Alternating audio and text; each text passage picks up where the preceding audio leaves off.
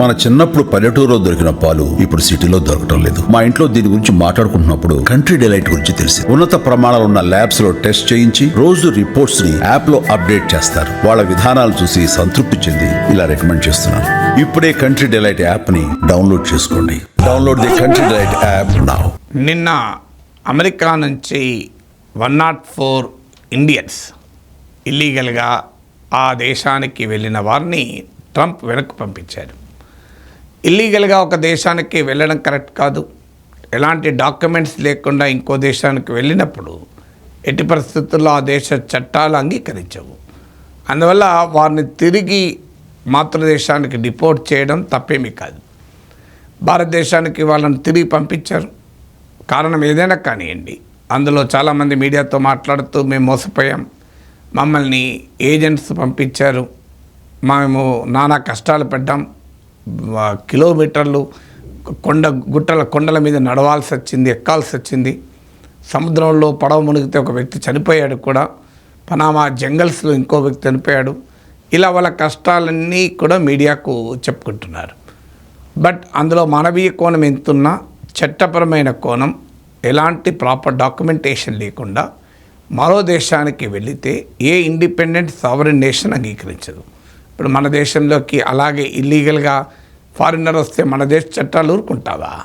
అందువల్ల భారతీయులు ఇల్లీగల్గా అమెరికాలో ప్రవేశించి అక్కడ నివసిస్తుంటే వాళ్ళను గుర్తించి ట్రంప్ వెనక్కు పంపడం అనేది మనం తప్పు పట్టలేం. భారతదేశమైనా అదే పని చేస్తుంది, ఎనీ ఇండిపెండెంట్ సావరెన్ కంట్రీ అదే పని చేస్తుంది.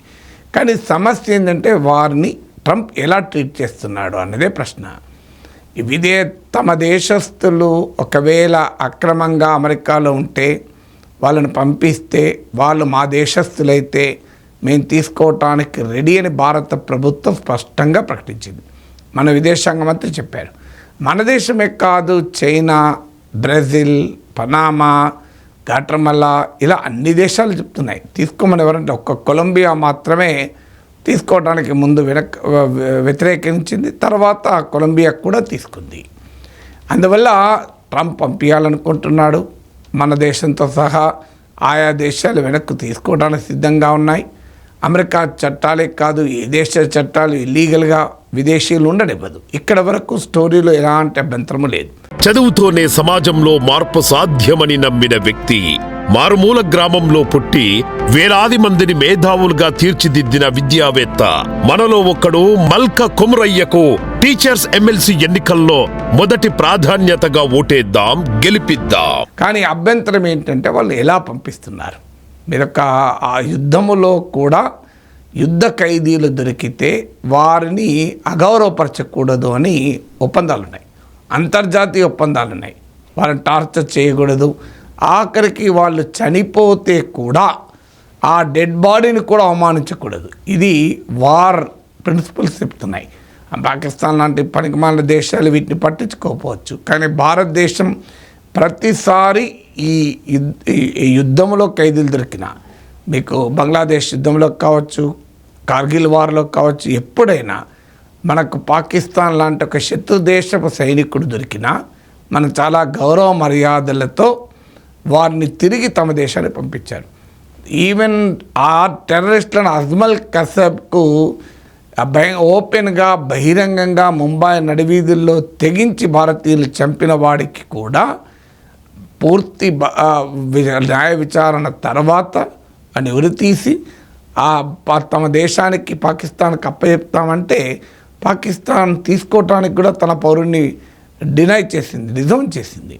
కానీ భారతదేశం ఎప్పుడు కూడా ఈ ప్రిన్సిపల్స్ను పాటించింది. అంటే యుద్ధంలో దొరికిన వారికి కూడా, వార్లో దొరికిన క్యాప్చర్ అయిన సైనికుల్ని కూడా, యుద్ధంలో చనిపోయిన సైనికులకు కూడా గౌరవం ఇవ్వడం అనేది ఇంటర్నేషనల్ కన్వెన్షన్ చెప్తున్నాయి. ఇప్పుడు ట్రంప్ ఆ పని చేస్తున్నాడా? ఇక్కడేం యుద్ధం కాదు. అమెరికాకు చట్టవిరుద్ధంగా వెళ్ళిన వారందరూ నేరస్తులు కాదు. అందులో కొద్దిమంది నేరాలకు పాల్పడచ్చు. దానికి అమెరికా చట్టాల ప్రకారం వాళ్ళని శిక్షించవచ్చు, జైల్లో పెట్టచ్చు. కానీ ఇల్లీగల్ మైగ్రేషన్ అనేది క్రిమినల్ యాక్ట్ కాదు అమెరికా చట్టాల ప్రకారం కూడా. It's only A civil offence. కానీ మరి ట్రంప్ వాళ్ళని ఎలా డీల్ చేస్తున్నాడు? ద క్రిమినల్ ఏలియన్స్ అంటున్నాడు. అసలు దేశంలోకి చట్టవిరుద్ధంగా ప్రవేశించడమే నేరం గనక వాళ్ళందరూ క్రిమినల్సే అని ట్రంప్ అడ్మినిస్ట్రేషన్ చెప్తోంది. చేసి వాళ్ళని మిలిటరీ ఎయిర్ క్రాఫ్ట్లో పడేసి కాళ్ళకు చైన్స్ కట్టి చేతులకు బేడీలు వేసి వాళ్ళను మన దేశానికి పంపించాడు. 104 ఇల్లీగల్ ఇండియన్ మైగ్రెంట్స్, ఇందులో 19 మంది ఉమెన్, పిల్లలకు కూడా ఉన్నారు. అందులో 4 ఏళ్ళు 5 ఏళ్ళ పిల్లలకు కూడా ఉన్నారు. వాళ్ళకు మీడియాలో వస్తున్న కథనాల ప్రకారం వాళ్ళకు చేతులకు బేడీలు కాళ్ళకు చైన్స్ కట్టి వాళ్ళని పంపించారు. అమృత్సర్ ఎయిర్పోర్ట్లో దిగిన తర్వాతనే వాళ్లకు సంఖ్యలు తొలగించారంటూ అక్కడి నుంచి వచ్చిన వాళ్ళు మీడియాకు చెప్పిన కథనం. మరి అయితే సోషల్ మీడియాలో ఈ ఫోటోలు షేర్ అయినాయి కొన్ని. ఈ వార్తలు వచ్చాక దాన్ని భారత ప్రభుత్వం ఫ్యాక్ట్ చెక్ చేసి వాళ్ళు భారతీయులు కారు, సోషల్ మీడియాలో సర్క్యులేట్ అవుతున్న ఫోటోల్లో బేడీలు కాళ్ళకు చైన్లు ఉన్నవి మన దేశస్తులు కారు, వాళ్ళు గాట్రమలా దేశస్తులు అని. నిజమే ఆ ఫోటో ఫేక్ ఫోటో అయి ఉంటుంది, కానీ వార్త ఫేకా కాదన్నది పాయింట్. ఇప్పుడు ఈ వార్త వచ్చిన వెంటనే ఫోటోలు అందుబాటులో లేవనుకోండి, ఎవడోడు ఫోటోలు సృష్టిస్తాడు. ఫోటో ఫేక్ అయినంత మాత్రాన న్యూస్ ఫేక్ కావాల్సిన అవసరం లేదు. అందువల్ల భారత ప్రభుత్వం ఫ్యాక్ట్ చెక్ చేయడానికి ఫోటోను ఫ్యాక్ట్ చెక్ కాదు, న్యూస్ కూడా ఫ్యాక్ట్ చేయాలి. ఎందుకంటే మెయిన్ స్ట్రీమ్ మీడియా, రెస్పెక్టబుల్ మీడియాలో కూడా సోషల్ మీడియాలో గాసిప్ గురించి నేను చెప్పడం లేదు. మీకు డిస్క్రిప్షన్లో ఇండియా టుడే కథనం కూడా ఇస్తున్నాను చూడండి. మీరు రెస్పెక్టబుల్ మెయిన్ స్ట్రీమ్ మీడియాలో కూడా కథనాలు వస్తున్నాయి కోట్ చేస్తూ. ఎవరైతే అమెరికా నుంచి పంపివేయబడ్డారో వాళ్ళను కోట్ చేస్తూ వస్తున్న వార్తలు ఏంటంటే ఈ ఇల్లీగల్ ఇండియన్ మైగ్రెంట్స్ కూడా Latin America, south American nations వాళ్ళకు ఎలాగైతే ట్రీట్మెంట్ ఇచ్చాడో, చేతులకు బేడీలు కాళ్ళకు చైన్లు కట్టి పంపించారో అలాగే పంపించారు అని. కానీ ఆ కంట్రీస్ని వ్యతిరేకించాయి. ఇప్పుడు ఉదాహరణకు కొలంబియా మిలిటరీ ఎయిర్ క్రాఫ్ట్లో పంపించడాన్ని వ్యతిరేకించింది.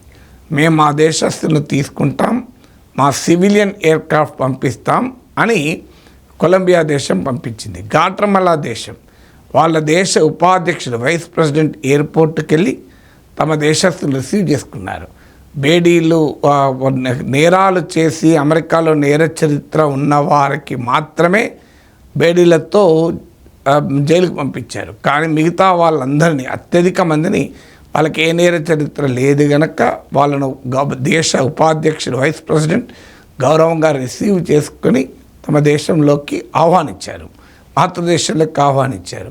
అలాగే మీకు బ్రెజిల్, ఇతర కంట్రీస్ కూడా అదే స్టాండ్ తీసుకున్నారు. మెక్సికో కూడా మేము మా దేశస్తులను తీసుకొచ్చుకోవడానికి రెడీ, కానీ మీరు మిలిటరీలో సరుకులు రవాణా చేసే విమానాల్లో వాళ్ళను ఒక బస్తాలాగా కట్టిపడేసి మేము పంపిస్తామంటే అది మా దేశానికి అవమానము. మా దేశ తప్పు చేయవచ్చు, చట్టవిరుద్ధంగా అమెరికాలో ఉండవచ్చు, కానీ మీ అమెరికన్ చట్టాల ప్రకారం అది క్రిమినల్ చర్య కాదే, అది ఓన్లీ సివిల్ అఫెన్సే. మరి సివిల్ అఫెన్స్కి ఈ రకంగా బేడీలేసి చైన్లు కట్టచ్చా? దేశ ప్రెసిడెంట్ అయిన ట్రంపే చట్టాన్ని ఉల్లంఘిస్తున్నాడు. అమెరికన్ చట్టాలు మన చట్టాలుగా చెప్పేది. చెప్పమనండి ట్రంప్ను, is it acceptable under US లా?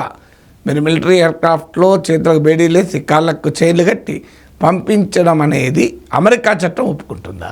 ఎందుకంటే అమెరికా, ట్రంప్ కూడా చట్టాన్ని నేను సవరించలేదు, పైకి మాట్లాడుతున్నారు అమెరికాకి ఇల్లీగల్గా వచ్చిన ప్రతి ఒక్కడు క్రిమినలే అని. అది చట్టం చేయమని రిపబ్లికన్స్ అంగీకరించరు. అందువల్ల ఒక దేశం నుంచి వచ్చిన వారు డిప్లొమసీ ఉంటుంది, డిప్లొమాటిక్ నైసిటీస్ ఉంటాయి. అన్ఫార్చునేట్ పార్ట్ ఇందులో ఏంటంటే కొలంబియా, బ్రెజిల్, మీకు మెక్సికో, గాట్రమలా, ఇవన్నీ చాలా కంపారిటివ్లీ గాట్రమలా అయితే చిన్న దేశం. మీకు కొలంబియా అమెరికాతో పోలిస్తే బలహీనమైన దేశం. అమెరికాతో బ్రెజిల్, మెక్సికోలో కూడా మన ఇండియా కన్నా బలమైన దేశాలు ఏం కావు. అవన్నీ ప్రొటెస్ట్ చేశాయి. మరి భారత ప్రభుత్వం ఎందుకు ప్రొటెస్ట్ చేయలేదు? మీరు మిలిటరీ ఎయిర్క్రాఫ్ట్లో వాళ్ళని బస్తాలాగా కట్టి పంపడం ఏంటి? మా విమానం వచ్చి రిసీవ్ చేసుకుంటుంది చెప్పాలి కదా. మిలిటరీ ఎయిర్క్రాఫ్ట్ అయితే నిజం, అంతవరకు అది ఓపెనే. అమృత్సర్ ఎయిర్పోర్ట్లో మిలిటరీ ఎయిర్క్రాఫ్ట్ దిగింది. పోనీయండి, ఈ ఖైదీలకు మరి బేడీలేసి, ఖైదీలాగా చేతులకు బేడీలేసి కాళ్ళకు చైన్లు కట్టారా తెలియదు. అది భారత ప్రభుత్వం క్లారిటీ ఇవ్వాలి. ఎందుకంటే ట్రంప్ గాట్రమలా వారిని, కొలంబియా వాళ్ళని ఒక రకంగా, భారతీయులు ఇంకో రకంగా ట్రీట్ చేస్తారని అనుకోను. ఎందుకంటే వీళ్ళందరూ క్రిమినల్ ఏజెంట్స్ అంటున్నాడు. ఎందుకంటే ఇప్పుడు వచ్చి 104 మంది, మొత్తం 18,000 మంది లిస్ట్ తయారు చేశారు ట్రంప్. మరి మిగతా వాళ్ళందరినీ ఇక్కడ వస్తారు. ఒక్క క్షణం ఆలోచించండి. మన బంధువే అనుకుందాం, మన అన్ననో, మన తమ్ముడో, మన మామనో, మన బామ్మడిదో ఏదో అమెరికాలో ఇంత సంపాదించుకోవచ్చు, అమెరికాకు వెళ్తే అవకాశాలు ఉంటాయనే ఆశతో ఏదో ఒక ఏజెంట్కు డబ్బులు ఇచ్చి మోసపోయో లేదా కరెక్ట్గానో అమెరికా చేరారు. నిజమే, డాక్యుమెంటేషన్ లేదు, చట్ట విరుద్ధమే. అతను రిటర్న్ పంపించడానికి మనం ఏం తప్పు పట్టలేము. ఏమన్నది తిరిగి మన దేశానికే వస్తున్నారు కదా, అట్లన్నా మనవాడు మన ఇంటికి చేరుకుంటున్నాడు అని ఆనందపడతాం. కానీ వాడిని ఒక అంతకుడిలాగా, నేరస్తులాగా, కునీకోరలాగా చేతులకు బేడీలేసి కాళ్ళకు చైన్స్ కట్టి మన 5 ఏళ్ల పిల్లవాడినో 10 ఏళ్ల పిల్లవాడినో మన బంధువులైన మహిళలను ట్రంప్ పంపించారనుకో, మీరు ఎలా రియాక్ట్ అవుతారో ఒకసారి ఆలోచించండి. వాళ్ళు అమెరికాలో ఏమన్నా నేరం చేస్తే తప్పేం లేదు, శిక్షించండి. ఎక్కడున్నా నేరం చేసే హక్కు లేదు. నేను అడుగుతున్నది ఇల్లీగల్గా వెళ్ళిన వాళ్ళు, డాక్యుమెంటేషన్ లేకుండా అమెరికాలో ఉన్న వాళ్ళు, ఆ సివిల్ అఫెన్స్ చేసిన వారికి ఈ రకమైన ట్రీట్మెంట్ ఇస్తే, అది మన కుటుంబ సభ్యులకు ఎవరికైనా ఆ ట్రీట్మెంట్ దక్కితే మనం ఎలా రియాక్ట్ అవుతాం? భారతదేశం అంతా ఒక్క కుటుంబమే. భారతీయుల పట్ల ట్రంప్ ప్రభుత్వం ఈ రకంగా వ్యవహరించిందే నిజమైతే, నేను మీడియాలో వచ్చిన కథనాలను బట్టి చెప్తున్నాను, ఖచ్చితంగా భారత ప్రభుత్వం, మోడీ ప్రభుత్వం అభ్యంతరం చెప్పాలి. ఇప్పటివరకు అభ్యంతరం చెప్పినట్టు మీడియాలో రాలేదు. మరి డిప్లొమాటిక్గా ఏమైనా రైజ్ చేస్తారా చూడాలి.